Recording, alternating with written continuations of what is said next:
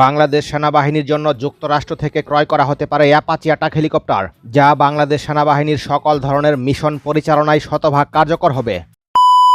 Hello guys, welcome back to another video. Viewer बहुत ही ज़्यादा इम्पोर्टेंट किस्म की वीडियो लेकर फिर से आप लोगों की खिदमत में हाजिर हुए हैं। वीवर बहुत ही ज़्यादा इंटरेस्टिंग वीडियो होने वाली है। बांग्लादेश की आर्मी ने वीवर हेलीकॉप्टर का जो बेड़ा है उसको ख़रीद लिया है। वीवर बांग्लादेश की आर्मी की पावर जो है अब वो मज़ीद बढ़ चुकी है। तो वीवर इस वीडियो को कंप्लीट देखने के लिए प्लीज जल्दी से हमारे चैनल को सब्सक्राइब कर लीजिएगा। तो बिना टाइम वेस्ट किए वीडियो को स्टार्ट करते हैं। বাংলাদেশ সেনাবাহিনীর জন্য যুক্তরাষ্ট্র থেকে ক্রয় করা হতে পারে অ্যাপাচি অ্যাটাক হেলিকপ্টার, যা বাংলাদেশ সেনাবাহিনীর সকল ধরনের মিশন পরিচালনায় শতভাগ কার্যকর হবে।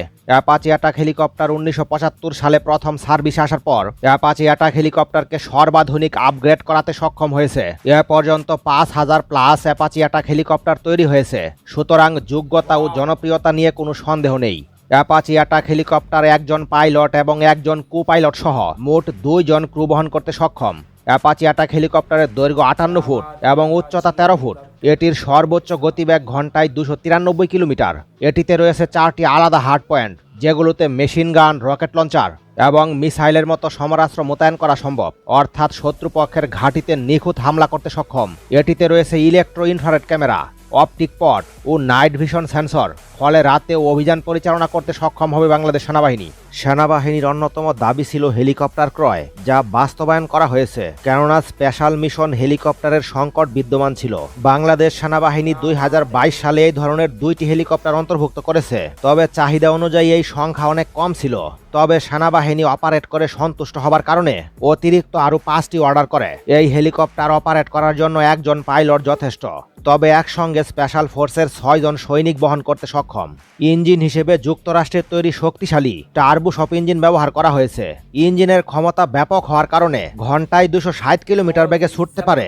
একই সঙ্গে সর্বোচ্চ 19,000 ফিট উচ্চতায় উড্ডয়ন করতে সক্ষম, তবে এর রেঞ্জ সর্বোচ্চ 600 কিলোমিটার পর্যন্ত, সুতরাং পুরো বাংলাদেশের যে কোনো জায়গায় পৌঁছাতে পারবে। সেনাবাহিনীর মূল উদ্দেশ্য পার্বত্য চট্টগ্রামে এই হেলিকপ্টার ব্যবহার করা, কারণ আকারে ছোট এবং মেনটেনেন্স করার জন্য অতিরিক্ত অর্থ লাগবে না। সে কারণে পার্বত্য চট্টগ্রামে যে কোনো সন্ত্রাসী গোষ্ঠীর অবস্থান টের পেলেই আকাশপথে মিশনে যেতে পারবে, সুতরাং পালিয়ে যাওয়ার কোনো পথ থাকবে না। তাছাড়া এই হেলিকপ্টার থেকে মেশিন গান দিয়েও ফায়ারিং করা সম্ভব, সুতরাং পার্বত্য চট্টগ্রামে সেনাবাহিনীর Bell 407 special mission helicopter game changer ভূমিকা পালন করবে, তাতে কোনো সন্দেহ নেই।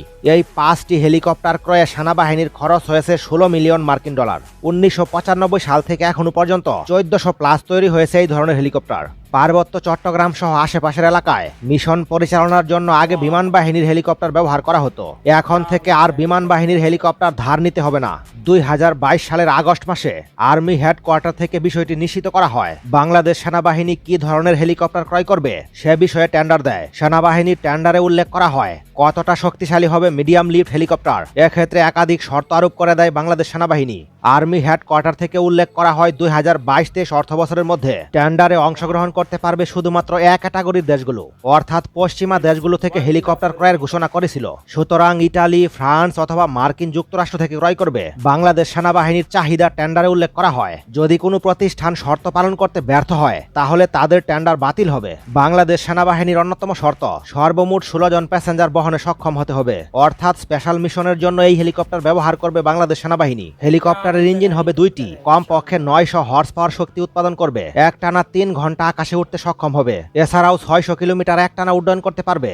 সেক্ষেত্রে বাংলাদেশের টেকনাফ থেকে তেতুলিয়া পর্যন্ত পৌঁছাতে পারবে। হেলিকপ্টারকে কমপক্ষে 1600 কেজি পর্যন্ত ওজন বহন করতে হবে। এছাড়াও ককপিট হতে হবে গ্লাস ককপিট, ফলে পাইলটের পক্ষে নিয়ন্ত্রণ করা সহজ হবে। হেলিকপ্টারটি পরিচালনায় কমপক্ষে 2 জন পাইলট প্রয়োজন। এছাড়াও সঙ্গে থাকবে অতিরিক্ত হার্ড পয়েন্ট। মূলত এই কারণে অ্যাটাক হেলিকপ্টারের ভূমিকা পালন করবে। স্পেশাল মিশনের জন্য এই ধরনের মাল্টিরোল হেলিকপ্টার সবচেয়ে বেশি গুরুত্বপূর্ণ। অপরদিকে এয়ারফ্রেম লাইফটাইম কত বছর হবে তা উল্লেখ করতে বলা হয়।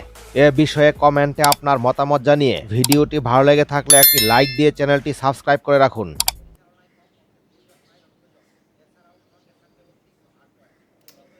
वाह,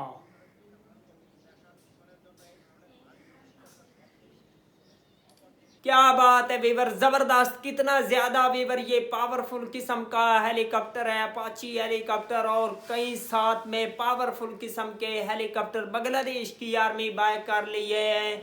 और बांग्लादेश की जो आर्मी है वीवर वो इतनी ज्यादा मजबूत होती जा रही है कि भारत और म्यांमार को मुंह तोड़ जवाब दे सके। इसी तरह के वीवर पावरफुल किस्म के जो हेलीकॉप्टर हैं और वेपन है बांग्लादेश की आर्मी दिन ब दिन ऐड करती जा रही है। और बांग्लादेश की पावर बहुत ही ज्यादा वीवर बढ़ती जा रही है, स्ट्रोंग होती जा रही है।